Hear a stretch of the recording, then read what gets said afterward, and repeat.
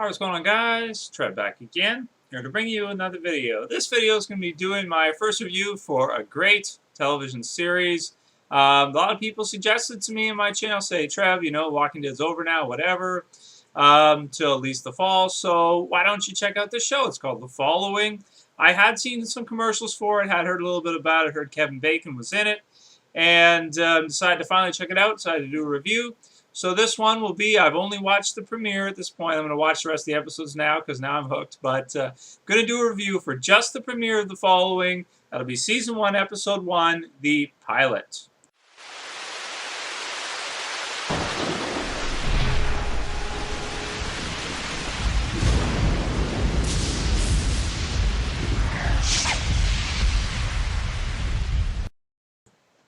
Okay, so I am pretty late with this one. I mean, the pilot episode did premiere, let's see, January 21st, 2013. So it's not too bad. It's not too late. I mean, it's late. Ideally, I'd like to do a review after each week's episode of a TV series, if I really get into it. Now, the thing is that there's only a few TV series I can really get into, and this is definitely one of them, I'd have to say. I thought that the first episode of this series was fantastic. Absolutely fantastic start to what I think will probably end up being a great show. This reminds me a lot of the combination of like two things I've seen in the past. Now, I like murder mysteries, all that kind of stuff. This right here sort of reminds me of like a combination between the movie Seven, if you guys remember Seven, directed by David Fincher. You got Brad Pitt, Morgan Freeman, and Kevin Spacey. Probably the best, in my opinion, probably the best murder film ever, I would say, in my opinion. So it's like a combination of that with an anime that's called Monster, if any of you guys have ever seen Monster.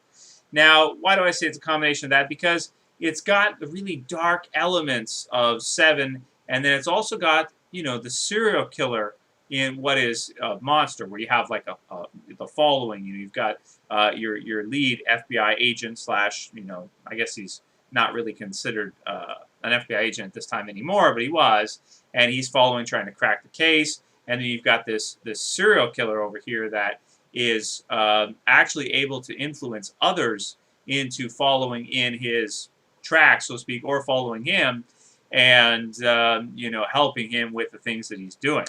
Brutal, brutal. So very intense show, very exciting, very dark. I'd have to say it's one of the darker series I could expect to see on television. This isn't the type of thing you usually would see on television.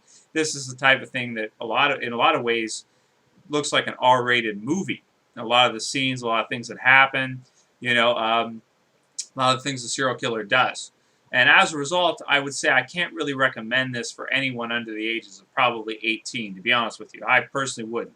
That being said, if you can stomach, the shock value and all the things that are happening like that, I think it is a really, really thought-provoking and interesting show. Murder mysteries like this, if they're done properly, these type of things with the action and everything can be really, really exciting, thrilling, and enthralling. Just really exciting overall. And this show is. Kevin Bacon plays our protagonist, and obviously Kevin Bacon, huge actor. Been tons of movies over the years. Originally with Footloose and everything else that he's been in. I mean, recently he was in X-Men First Class. He did a fantastic job in that. He plays Ryan Hardy, which is your sort of like your FBI agent, who essentially the premise of the series, for those of you who have not seen it, may be interested in checking it out. He plays the agent that initially captured our lead serial killer, who is played by James Purefoy. The serial killer's name in the show is Joe Carroll. So he initially captured Joe Carroll, was able to stop him on his tirade, and obviously they locked him up, put him away. Now he essentially escapes, and that's where the series starts, is as that character escapes and goes back on to finish his unfinished business, so to speak.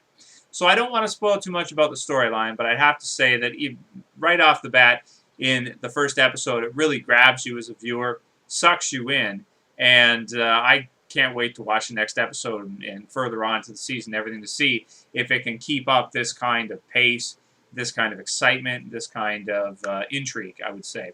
Lots of other characters involved too. You have Sean Ashmore, which plays Mike Weston, who he is Iceman from X-Men. Every time I see him, that's Iceman. Just freeze him, Iceman. Yeah, go. So that's a little bit weird, when you see characters or actors like that in these different types of roles. And we have Natalie Zia as Claire Matthews, who is an interesting character because she was the wife to our serial killer, and then she ends up sleeping with our protagonist at some point during this whole mess. And the show does a really good job of flipping between what happened before, when he initially was captured, and then, of course, what's happening now. And it shows the scenes sort of out of chronological order as you're watching the episode. It flips back and forth. It does a very good job of it, and very, very fun show, definitely, for sure. I can recommend it to anybody that likes these type of shows or movies or anything like that. If you're a Kevin Bacon fan, you can stomach it, and you just want to watch something really exciting, dark, and fun. I definitely would recommend it for you. It's got some interesting music, too. For example, at the end of the episode of the premiere, you have the theme for Sweet Dreams. They use this theme by Marilyn Manson. So again, like that David Fincher sort of I'd say style, where you have a really dark music like that. He uses a lot of Nine Inch Nails. Marilyn Manson, for me anyway, right on that same kind of pattern or theme, so to speak.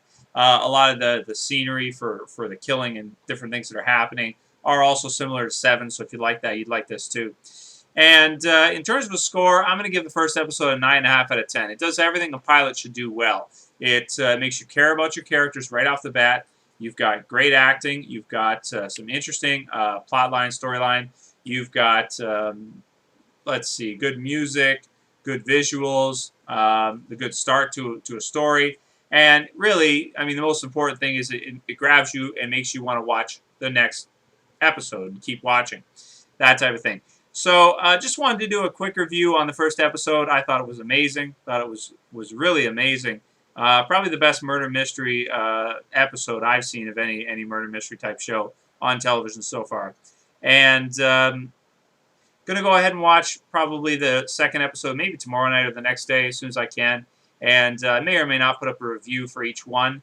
But definitely if I really pick up the show and am this excited about the show as I am right now in 6 episodes or something like that, I may just review every single one as I go through. So we'll see how it goes. But anyway, definitely it's something you got to check out if you like these types of series. Can't recommend it enough. Let me know if any of you guys have seen the following, what you think about it. If you haven't, you got some time, you want to go watch it, come back afterwards. Let us know what you thought about it. Sick show. Sick, man. That's it for this video, guys. I'll see you for the next one. This is Trev, and I'm saying peace.